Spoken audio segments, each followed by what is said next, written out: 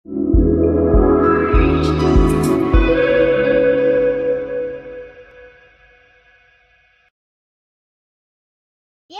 Асема Канатбековна Ысыкөл областынын Тоң районуна караштуу Ак Өлөң айылындагы Саякбай Каралаев атындагы жалпы орто билим берүү мектебинин 2-Б классында окуйм.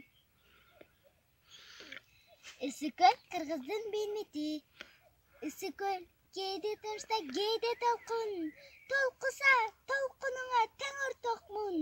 Турмушта канча жолдош күтсөм дагы, бир сырлуу сендей жолдош күткөн жокмун, деп биздин улуу акыныбыз Алыкул Осмонов айткандай, Ысыкөл кандай таза, кандай коз, эң бир сырдуу, эң бир кереметтүү көлүбүздү эч нерсеге алмашкыс байлыгыбыз.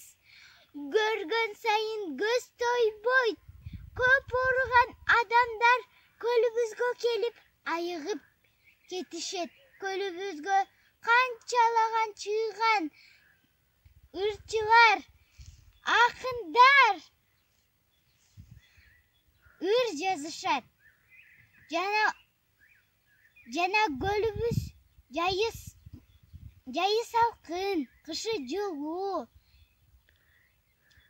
Кышында көл тоңбойт, себеби ал туздуу. Мында кыштаган ак акулар, кызыл моюн өрдөктөр жана башка көптөгөн канаттуулар көлүбүздү ого бетер көркүнө көр кошуп турушат. Жайында көлүбүзгө башка өлкөдөгү туристтер жана саякатчылар келип суктанып кетишет. Мен көлүбүздүн кооздугуна, тазалыгына, сырдуулугуна суктанам.